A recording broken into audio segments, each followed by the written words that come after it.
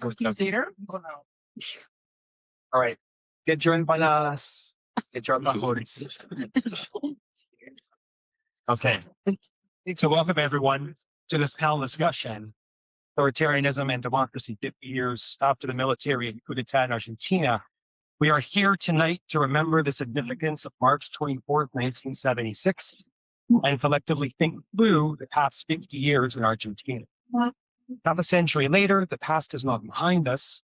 The legacy of the civic-military dictatorship continues to shape how we understand memory, justice, democracy, labor, human rights, and the ongoing search for truth. Tonight is part of a series of events this week sponsored by the organizations on the screen and led by a collective of Toronto's Argentinian community. We also want to thank OISI at the University of Toronto, where you all are, and the Center for Learning Social Autonomy and Work for making the space for tonight's food available to us. And thank you, Alison Stratton, for helping us all along, getting the chairs, setting things up and all that. So my name is Marcelo Vieta. I was born in Quilmes, Argentina. I immigrated to Canada in 1975 with my parents. I'm chair of the Department of Leadership, Higher and Adult Education here at OISI and associate professor. With other colleagues, I research, teach, and write about labor, social economy, and cooperatives in Argentina, and I will be your moderator tonight. I would like to open tonight's event with a land acknowledgement. We wish to acknowledge this land on which the University of Toronto operates. For thousands of years, it has been the traditional land of the Huron-Wendat, the Seneca, and the Mississaugas of the Credit. Today, this meeting place is still the home to many Indigenous people from across Turtle Island, and we are grateful to have the opportunity to work on this land. It's important to understand the long-standing history of colonialism that has brought us to reside on this land and to seek to understand our place within that history. Colonialism is a current ongoing process, and we reflect on our mindfulness of our present participation. Switch.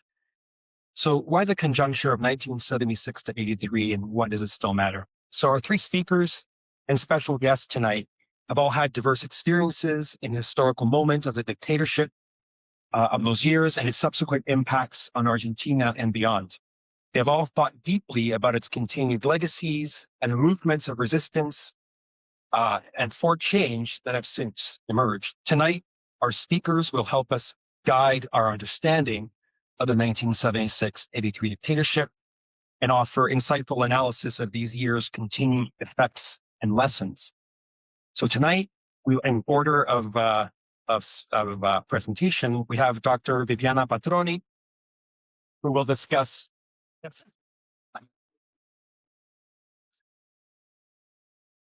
workers and working class struggles in Argentina.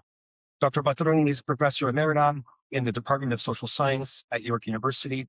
Her research focuses on the political economy of Latin America, the changes in the world of work since the 1980s, the centrality of labor struggles in shaping patterns of development, and the rise of organizations of informal work in Argentina since the 1990s. Our second speaker will be Dr. Ruth Felder. Cheers. Our third speaker will be Dr. Ruth Felder. I'm just going to go with Dr. Felder's talk is titled From the Transition to Democracy to the Authoritarian Turn. Dr. Felder is a political scientist and researches neoliberalism in Argentina, the economic, political, and social factors underlying neoliberal reforms, their crisis, and the more recent rise of fascism. Dr. Ana Inés Eras will focus on human rights as a continual struggle. Ana. Dr. Eras is a national researcher at the National Research Council of Argentina, or CONICET, and also full professor in the School of Humanities at the National University of San Martin.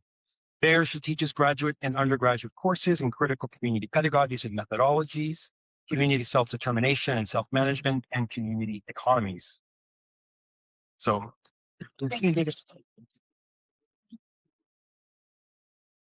would also like to introduce our special guest, Marcela Susana Cintora, the 129th granddaughter whose identity was recovered by the Abuelas de la Plaza de Mayo. Marcela, you can just introduce Marcela. Oh, No.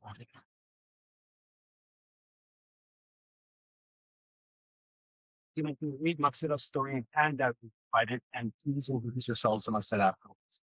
And finally, Hector Roboya arrived in Toronto. Is Hector here? Hector. Yeah. He's coming. He's on his way. Please. Hector arrived in Toronto from Canada in 1981. Hector, together with Jorge Scarrales, was organizing for tomorrow's cultural event and working on the lighting. So that's what Jorge is not. But Hector, who will be coming in a minute, was central in bringing together the events of this week. Hector is a molecular geneticist trained here at the University of Toronto and has worked at sick kids in Mount Sinai hospitals. He has supported Spanish-speaking newcomers, women, and children affected by domestic violence, and was a union rep with OSU. In 2015, Hector founded the I'm speaking in half English, half Spanish, in Red Argentina por el Derecho de la Identidad and the U.S., so the Argentinian Network for the Right to Identity Canada. In this capacity, Hector conducts all interviews with Argentinians in Canada and the U.S. who have questions about their identity, whether through the Abuelas de la Plaza de Mayo or by contacting the network directly. So before I pass the word to our distinguished panelists, I've been tasked with briefly contextualizing March 24, 1976 and the dictatorship years. Our panelists will more deeply explore the resonances and repercussions of those years and what they mean today. In 1976 to 83, the 1976 to 83 dictatorship was not simply the product of a military coup. It was a project supported and enabled by the consensus of civilian actors, including corporate elites, parts of the judiciary, the church, media organizations, and technocratic economists. Each of these sectors saw authoritarian rule as a solution to political instability, social conflict, and economic crisis. The dictatorship was also the testbed for neoliberal economic policies and the end of the developmentalist socioeconomic policies that had been in place in Argentina since the late 1940s. By the early to mid-1970s, Argentina was a socio-political tinderbox and in profound economic turmoil. This period saw the return of Juan Perón from exile, the brief third presidency, his brief third presidency and death, and the presidential succession by his third wife, Isabel Perón. It was marked by intense polarization, weak institutions, rising inflation, and escalating violence. Armed groups on the left, including the ERP, PTR, EDR, and Moderators, amongst others, were active alongside brutal repression by right-wing, anti-left organizations such as the AAA, the AAA, the Alianza Anticomunista Argentina, I don't think I have to translate that, with links to the Peronist governments of the era and made up of extreme right-wing zealots and members of the military. In the meantime, during the 1960s and early 1970s, Argentina's labor movement, historically one of the strongest in Latin America, continued to mobilize around wages, long-held workplace rights, and social protections that were being clawed back by the reactionary governments of the era. Vieta will get into that in a minute. Indeed, for many sectors of the business and political elite, organized labor did not represent grassroots democracy and social justice, but a threat to capitalist expansion and so-called order. Internationally, the Cold War provided the ideological justification for the anti-left violence and the eventual coup. The emerging Washington consensus and the active and US-backed Plan Condor was the backdrop. Under the logic of national security, dissent was reframed as subversion. The armed forces presented themselves as the only institution capable of restoring order, defeating internal enemies, as they call it, and restructuring the country. While the authoritarian attacks on working people and human rights in Argentina had been ratcheting up, and the legitimacy of Isabel Perón's government collapsing, the military coup of March before 1976 was swift. The detentions multiplied throughout the day. The disappearances of workers, students, and social and political actors with progressive ideas, or even the suspicion of such ideas, quickly increased in the subsequent days, weeks, and months, lasting until the final days of the dictatorship. By 1983 and the return of democracy in Argentina, 30,000 people had disappeared, many after first being tortured and illegally detained. Many more Argentinians were extrajudicially jailed tortured, or forced into exile. The military euphemistically called its government and policies el proceso de reorganización nacional, or the process of national reorganization, ostensibly in place to return law and order to Argentina and reset the economy. In actuality, El Proceso was fundamentally an authoritarian and genocidal campaign of state terror, torture, and disappearances. It mostly targeted working people, including unionized workers, labor leaders, high school and university students, social movement activists, journalists, and intellectuals. 62% of the disappeared were young adults, 21 to 35. 30% were women. The state terrorism was instrumental for the conservative social and economic transformation Argentina's elites sought.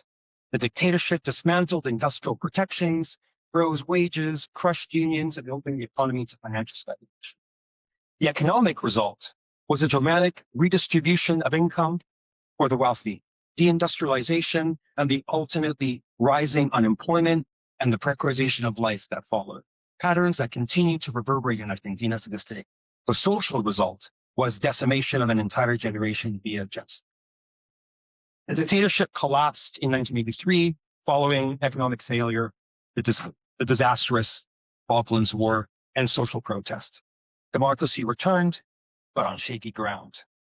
One of the most significant legacies of the dictatorship and the ensuing years has been the centrality of struggles over democracy, work, and human rights. To keep the memory of these years and the disappeared alive and continue on the path of justice, March 24th is now the National Day of Memory for Truth and Justice in Argentina and commemorated around the world. This was this past Tuesday in Buenos Aires and in Toronto and in Berlin and in New York and in Córdoba and in Lima and in Mexico, Mexico City, they took over the Zócalo. Las Madres and Las Abuelas de la Plaza de Mayo helped transform private grief into public resistance, shaping global understandings of memory, justice, and accountability. Argentina became a pioneer in trials for crimes against humanity, as Ana will talk about, even as periods of impunity and political backlash interrupted this process.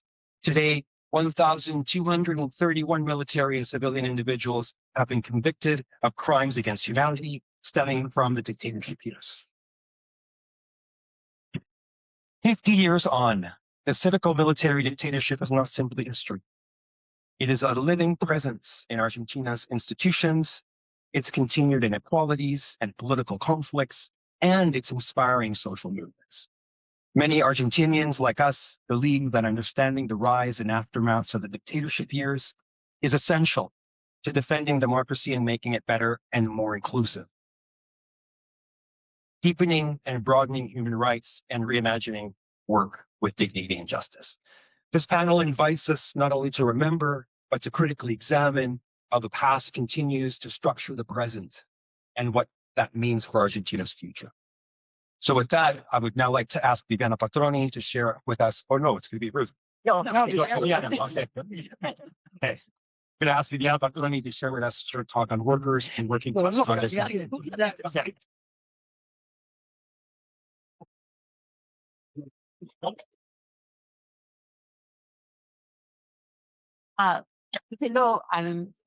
is really very nice to share today with all of you, and because we hope to create a space for the dialogue with all of you. So we are going to try to be very brief with our notes, and so let me just jump into my no. Okay. So, so the period, let me just say that after Perón's downfall in 1955, there was a key transformations, and let me just summarize them in 4 points. The first is that when Peronismo was banned, actually between 1955 and 1973, the Peronist Party was banned from federal elections. With the Trump ban and disarray, the CGT, that's the Central for the General Confederation of Labor, the most powerful national federation, it became the most organized and important force within the country and the party. So it is in this position, they also became key negotiators with other major political players. Obviously, the military, as you can see, they were the party of the powerful elites in the country, um, and with other political parties. So they also brokered the Peronist vote. So that gave them, because Peronist party couldn't run an election, they were the ones brokering, and this is how the civilian governments were elected actually at this time. And they were also how they were ousted too, I might add.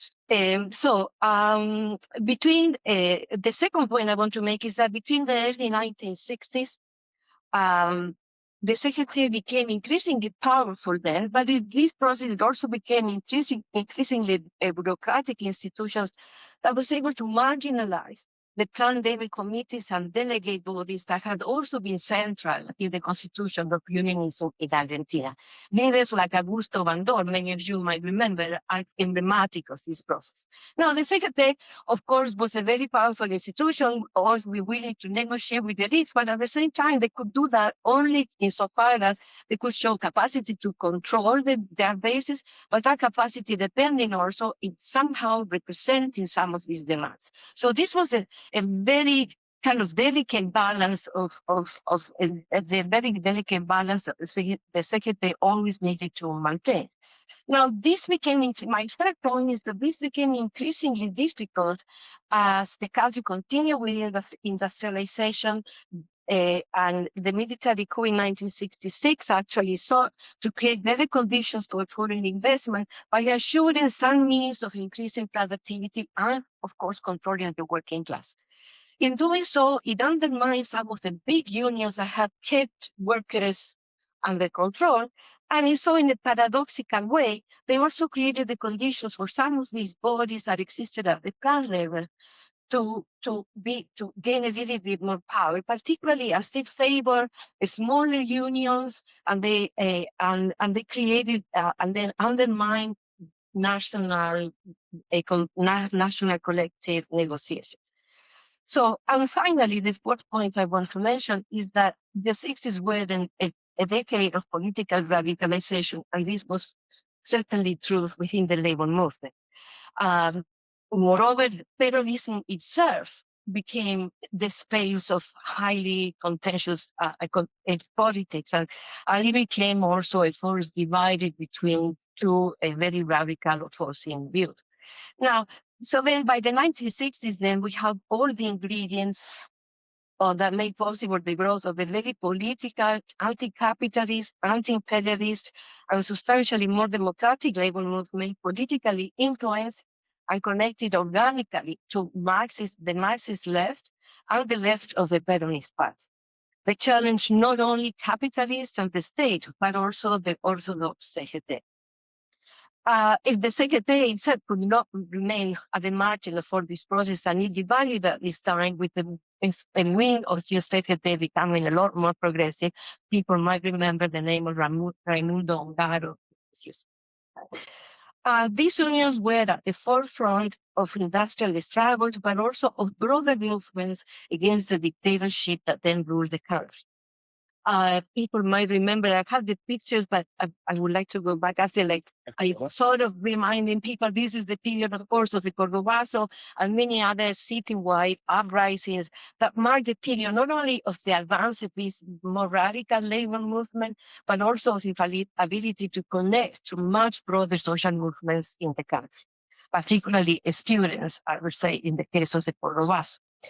But the struggle continues to advance, and actually it gained intrinsically valuable experiences for the working class, reaching, for example, like many people here in the audience would also remember Villa Constitución and Alberto Piccinini, emblematic struggles against very powerful and extreme bureaucratic unions like steelworkers, that at that point would also did not hesitate to use violence against their own members. But other examples like Citran might be also might ring bells to people of this kind of a labor uprising.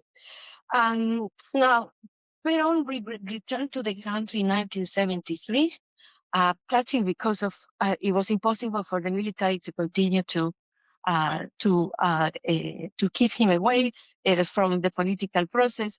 But after, unfortunately, with all the expectations that existed then in the country, and as I mentioned, Peronism itself has become extremely divided. After the very brief interlude, political violence gained a new momentum in the country. At this time, this is a time where particularly paramilitary violence became a very powerful instrument of operational terror.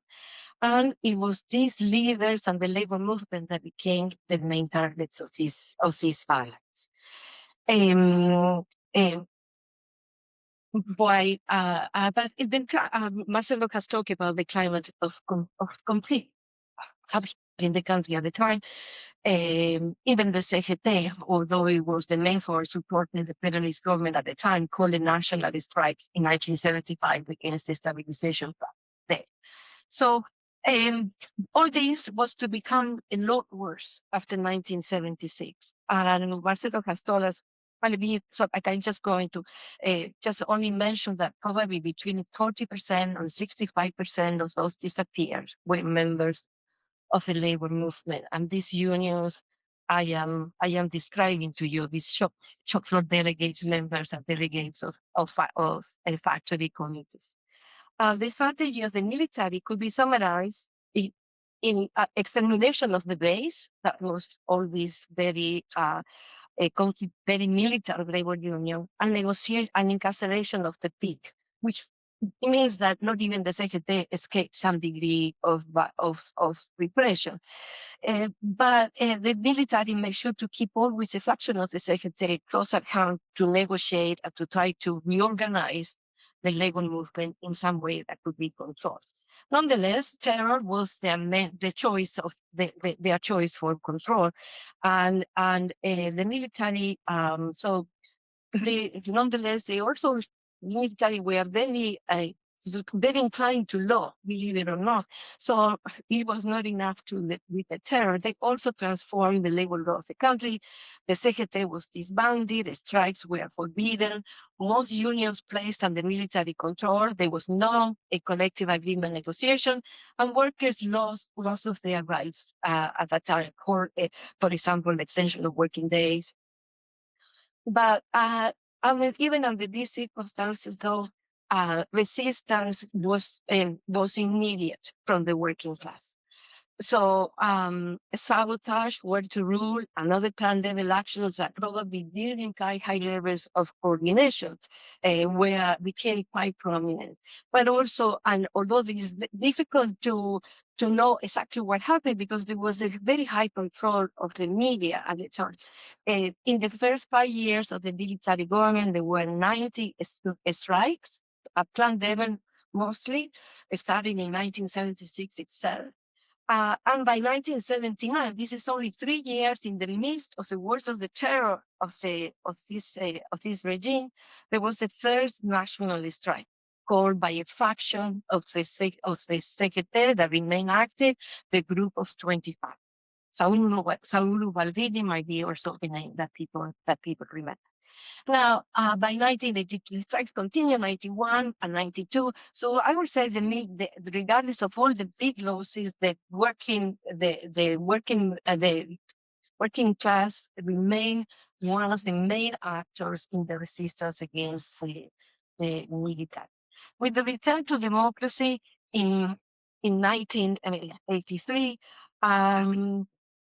the things were looking again quite prominent, but I would have very little time left. So I'm just going to summarize my point. It's three key issues I think are important. One is that the labor movement was transformed through this process, not the least because it lost this physically killed, like most members of this progressive militant labor movement. So that certainly presented, and then I think that we need to think of the second day and the labor movement in the context of democracy under this condition. One of them, the other issue was that seems to me critical is that the disindustrialization as that Marcelo has mentioned, also affected industrial employment. And this was certainly facilitated the military plan during that period of weakening any possibility of labor response to the economic plan. But this was an enduring feature of the country ever since. So the military implemented probably some what later we came to be known as neoliberal policies, but governments in under democracy, and these are I had indicated in blue the ones that have been more clearly neoliberal in their approach to policy. But even, I would say, even heterodox governments like the administrations of Néstor Kirchner and Cristina Fernández de Kirchner, they did improve, certainly, in particular income distribution and poverty, but did not fundamentally and completely challenge these patterns.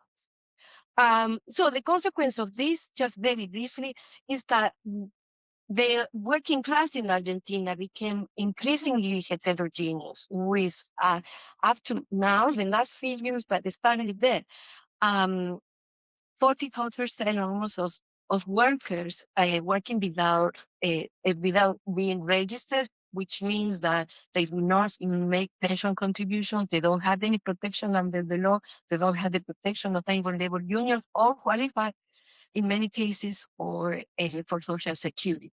So this is 36% of the best of time during the Kirchner administration, but now again up to almost 44% once again. These are 6 million workers in Argentina. The other one is the even worse position of those who work in the informal sector, who don't have a wage, so they qualify as self-employed. But these workers also don't have absolutely any benefit. They are completely marginal to any form of protection from the state or labor union. This represents other 4 million workers in Argentina. So together, more than half of the workers in Argentina by the end of last year work without any kind of protection. So for them, for them, the elimination for labor legislation has long been the reality, right? So now 2 weeks ago, the government passed a new law, doing away with whatever was left. But again, to me, the point is that for the case of democracy, eliminated almost 50% of those workers from any protection from the state. Finally, workers, though, have continued to organize, and not surprisingly, their organization has come from those most affected by this process, in particular the unemployed, as people might remember the piqueteros from the 1990s, but it has continued to be the case that many of these workers have tried to organize and find a way of ensuring their survival at this point. This is, I think, is what we are talking about, the survival of these workers, through some key organizations within the popular economy in particular. But I also want to just raise the point, probably for the future discussion, that many of these workers have also been a key factor in the election of Javier Milei to go to the bar. Politics is among the most vulnerable sectors that Javier Milei has also managed to gain enough support. I don't know how much of that support still remains today, but it was the case during the election. So, in closing, I would say that it is fair to say that democracy in Argentina has not provided the means to protect the long-established rights that workers have acquired over decades of the struggle before the military coup. Growing precarity and the constant fear of unemployment, declining living standards have been rather instead the rule. But could you allow me 1 more minute?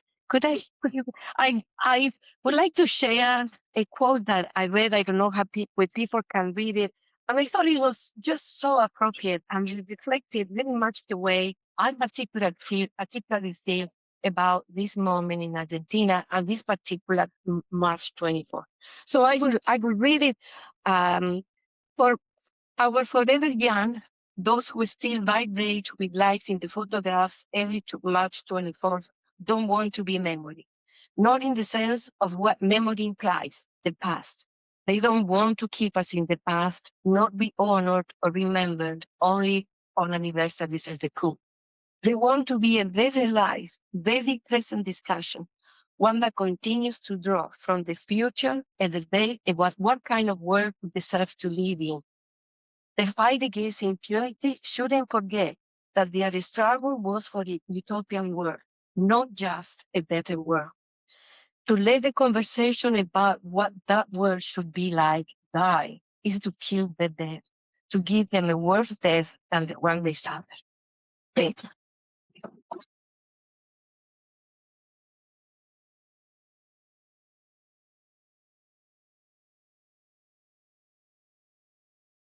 Yeah, it is. No comments.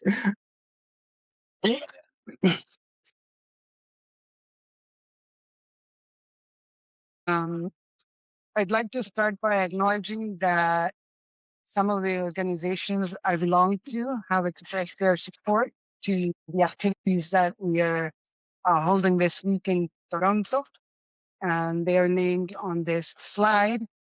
And it's good that we acknowledge that we are bridging what's going on in Argentina and in Canada for this date. So next, I'm going to be saying next a lot. Yeah.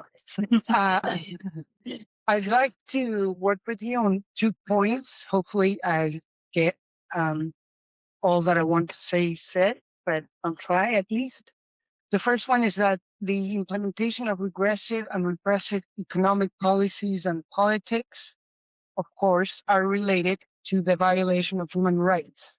We've just heard Viviana speak about that, and I'll complement a couple of things to what she generously shared with us. The second point is that violation of human rights has always been contested, as she also pointed out. So there's a legacy alive, and the struggle continues. So insofar as the connection between violation of human rights and the implementation of regressive and repressive policies, specifically economic, before Viviana was showing the slide where we saw the military governments and the democratic governments, and here you see the same data but differently, meaning 25 of those 53 years were governed by military and civic coalitions that access power through coup d'etat. So that meant the stopping of the mobilization and distribution of income, salaries went down, Peronism was prescribed, so there were not free elections, really. And the most critical time is the dictatorship. And during the dictatorship, there's 2 points to bear in mind. One is a systematic, violent way of imposing structural domination. For example, salaries went down 40%, distribution of income also. Prior to the dictatorship, there's this quote in Argentina that is 50-50, said like this, 50-50, which is 50-50, meaning that distribution was active in making it be more fair. But after the coup d'etat, that descended drastically, and the rule of law was suspended altogether. So the effects are that systematic violation of human rights during the dictatorship violently taught us that organizing for progressive change was going to be paid for with life. This we need to remember. Elizabeth Gomez Alcorta, for example, has uncovered the participation of large firms, CEOs, and owners in kidnapping workers. And there's a whole area of research regarding the participation of civil people in making sure that the military government could enforce violence.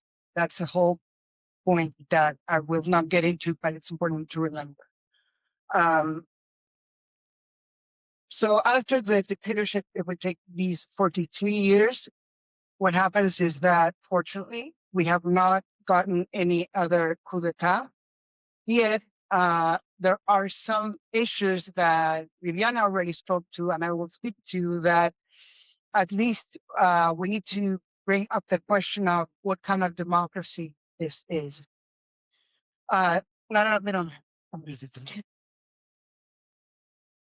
So during those years, and Viviana highlighted the ones in blue that were more conservative, neoliberal, and the ones who were more progressive, there were shifts. And the ones that I pointed out there, all starting with an M. Menem,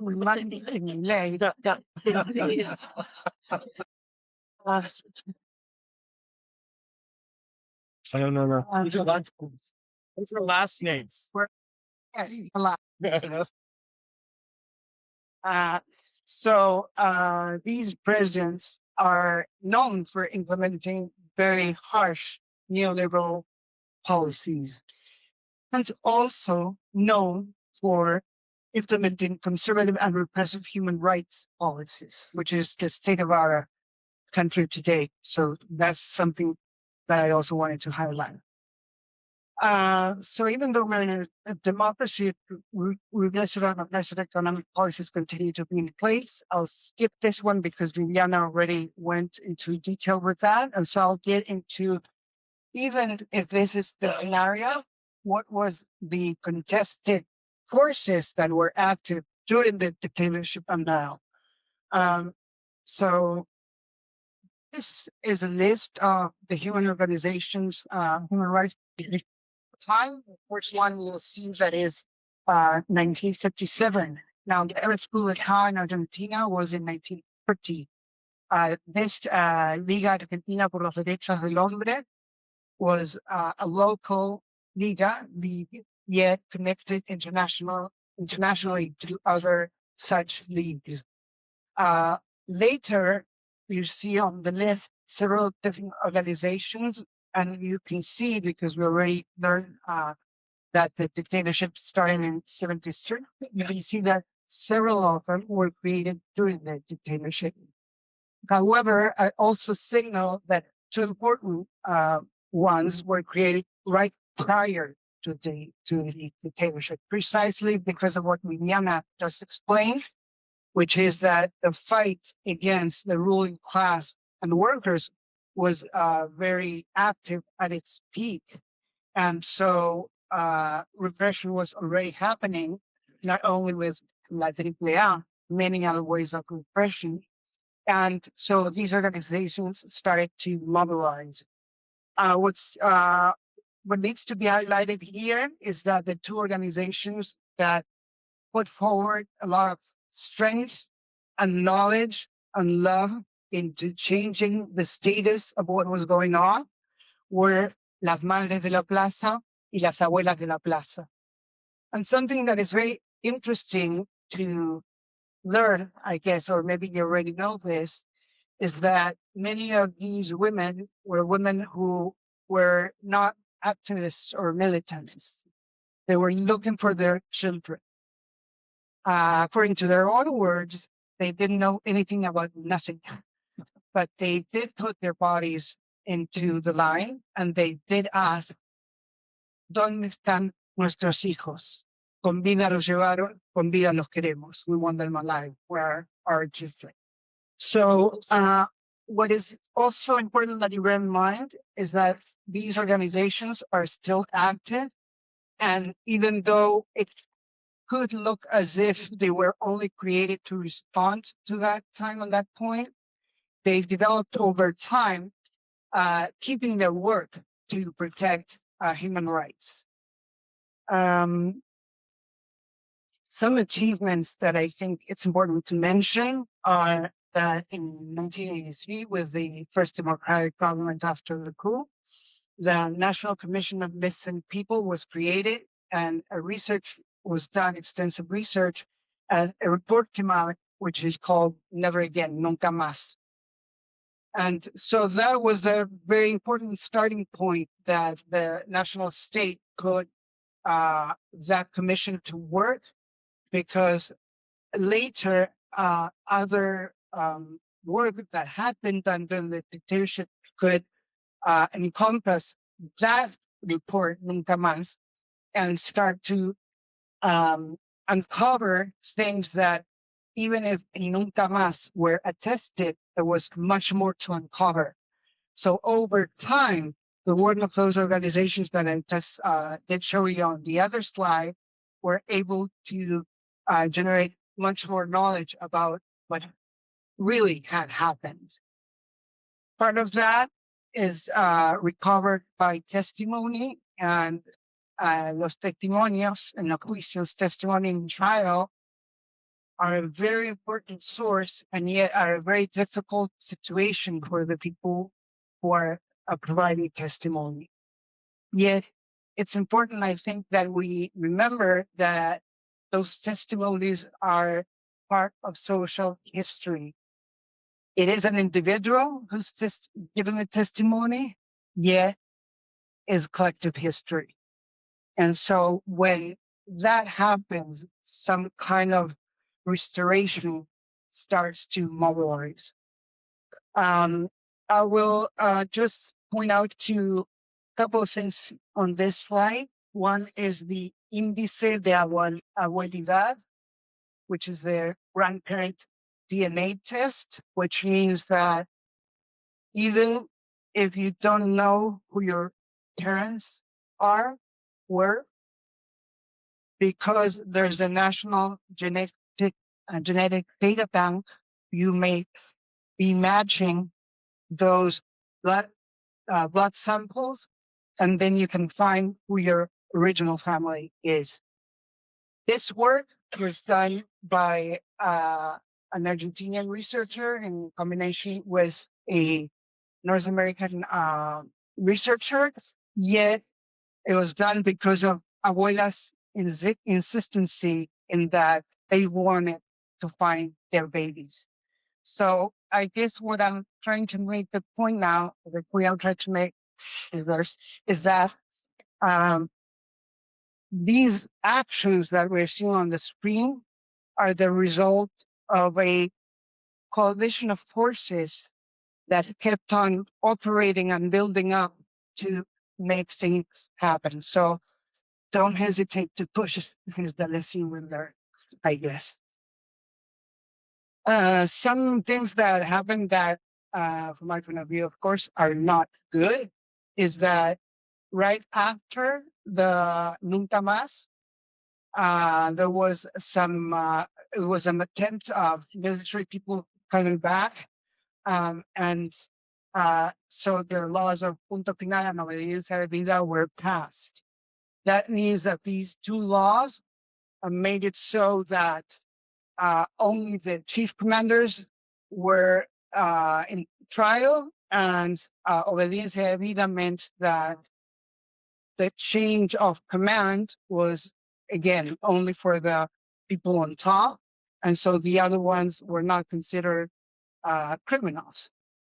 And it took quite a long time for those laws to be ruled out.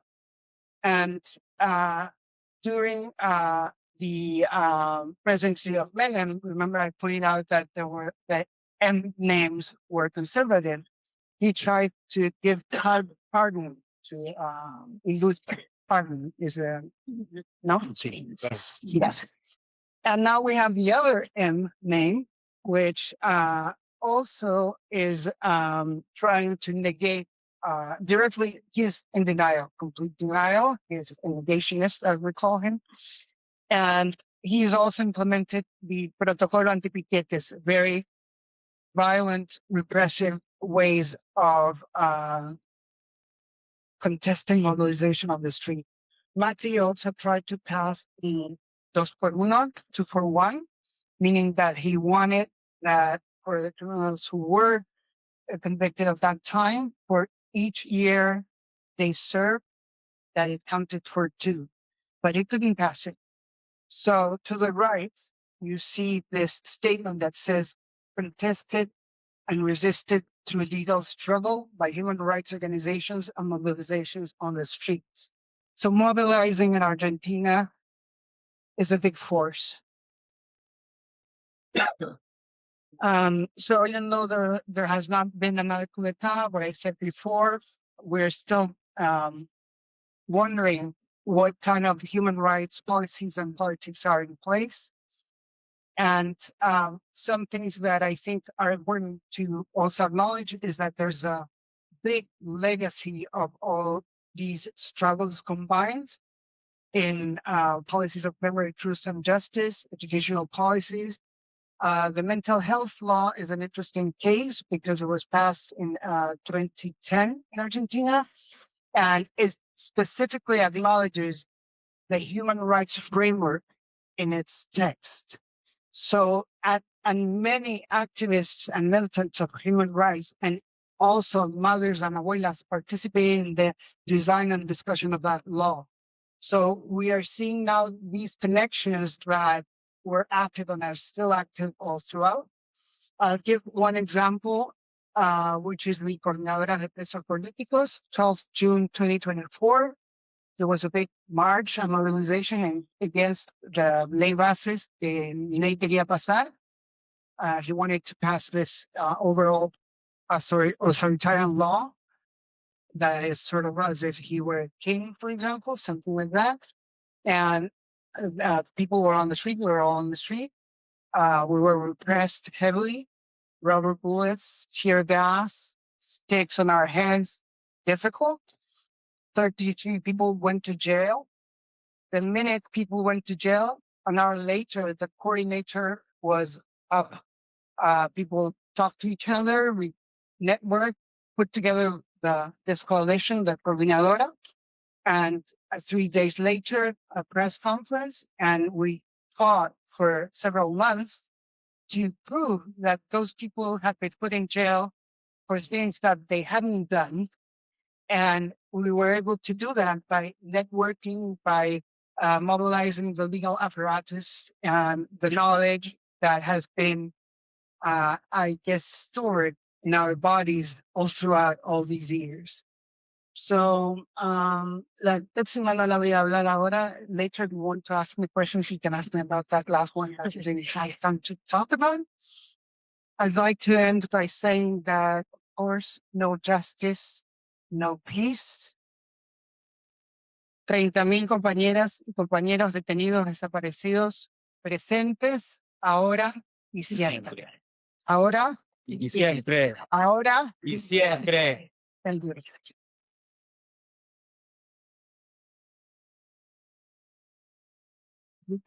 Intimidating. Okay. So I'm going to talk about democracy. I guess retelling some of the things that Viviana and Anna already said, but I want to start by mentioning that my discussion of democracy starts quite later than Viviana and Anna's presentations, because the questions of democracy only became politically relevant in Argentina by the end of the dictatorship, or in the context of the dictatorship. Before that, nobody was particularly concerned about democracy or the characteristics of democracy.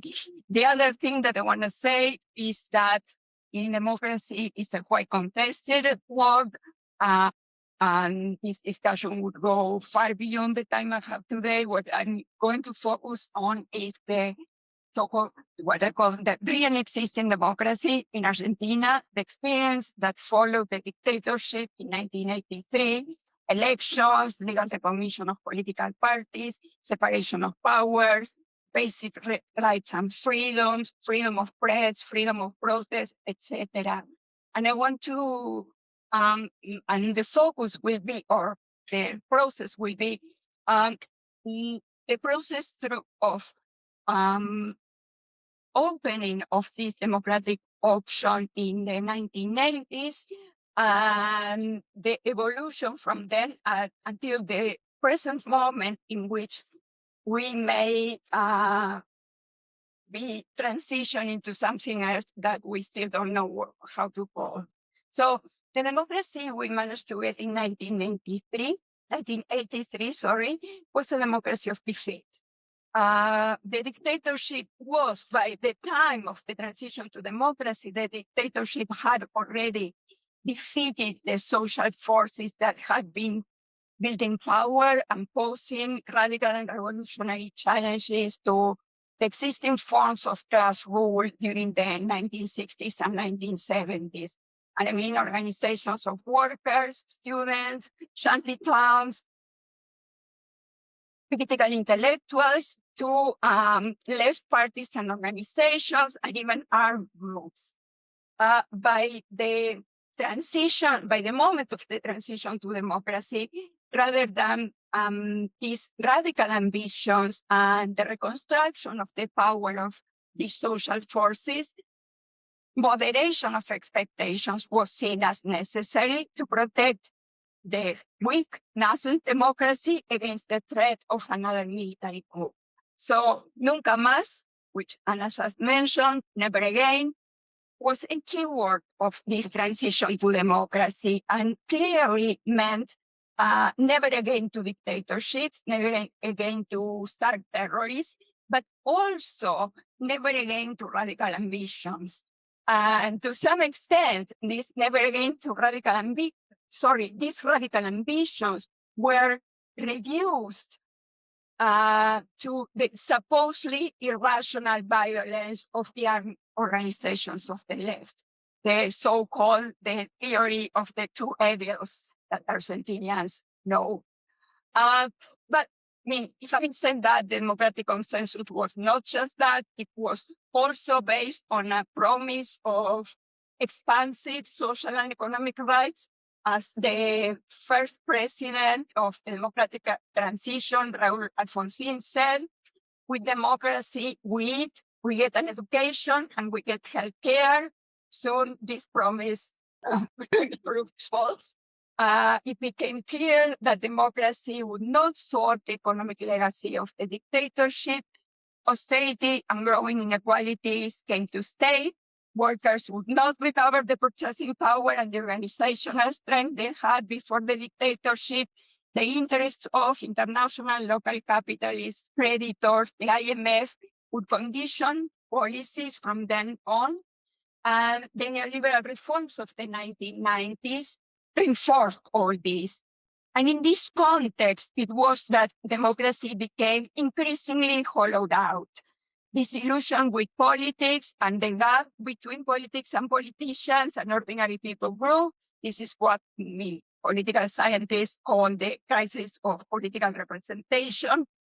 And this crisis of representation was a key element of the social rebellion of 2001. This was, again, for older people, remember that this was a rebellion, riots against the worst economic and social outcomes of neoliberal reforms. Some of you may also remember that the rallying cry of this rebellion, que se vayan todos, all of them must go, were all referred not only to the government that was implementing neoliberal reforms, but to politicians in general that were seen as equally responsible for neoliberalism or for the austerity, unemployment, impoverishment, etc. And the rebellion was also a brief period of democratic experimentation. By then, it seemed that the democracy of defeat was being left behind, and new forms of popular organization and mobilization were able to block austerity, which they did, but also it seemed that they would be able to push for alternatives to neoliberalism, which is still to be seen. So by 2003, this rebellion turned into the coming to power of a progressive government led by Mr. Kirchner. The economy grew, with poverty and inequality dropped, the social confidence in politics and politicians was somehow rebuilt. So it seemed that democracy was the democracy that had been hollowed out before was getting some sort of new substance. And a few years later, feminist movements, precarious workers movements were rising, establishing mutual connections, gaining recognition and new rights, especially sexual and reproductive rights, expansion and innovation in social assistance policies. But by the late 2000s, economic growth was slowing down. The state was having budgetary restrictions to keep satisfying growing demands, and economic hardship led to a new wave of disillusion with politics, especially the contradictions between a state that was recognizing rights and arguing for social inclusion and the realities of uncertainty, precarious work, lack of protection were particularly irritant for many. And also the recognition of rights for some groups, especially sexual and reproductive rights, were seen as undeserved privileges. So on all these created conditions for Milei's coming to power. Milei expresses the end of the cycle of progressive politics of the 2000s, beyond doubt, but he also expresses an open challenge to the democratic consensus of 1983. I mean, the indicators of this challenge are too many to enumerate. I will mention just a few. Freedom of press is under threat. Journalists have become major targets of harassment and violence, have been also targets of repression when they cover protests and demonstrations. In Milei's own words, people don't hate journalists enough. And another somehow not directly related indicator is the fact that last year, sorry, I need to. Last year, the U.S. government openly intervened in domestic politics for the first time in Argentinian history, when the U.S. Treasury bailed out the Argentinian Central Bank to help it overcome financial instability. And Trump made it very clear that the purpose of this intervention was to help Milei's party win a midterm election, and it worked. The last point I want to make about this is the usual forms of protest, demonstrations, strikes, and diverse forms of exercising social pressure that worked in the past have not been effective enough to influence politics, and spaces for negotiation between the government and those affected by its policies are pretty much non-existent. There has also been an intensification of the criminalization of protests, as Anna mentioned. Demonstrations are now virtually illegal. Repression has been systematic and non-brutal. Well, we can continue on and on and on with this, but what I want to say is we are not in a dictatorship. Having said all this, we are not in a dictatorship, but this is gradually mutating into something that is no longer a democracy. A democracy that, with all its limitations, was the context for organization, struggles, and demands into the state for decades. So we are now entering a new political terrain. And I say new political terrain because the election of Milei is more than an unfortunate accident. To some extent, it is an unfortunate accident. He's a lunatic, so that talks with dead dogs. But the election also expresses and catalyzes tendencies that have been in the making for a long time. First, in the context of long-term changes, neoliberalism that Viviana and Anna described in so much detail, there have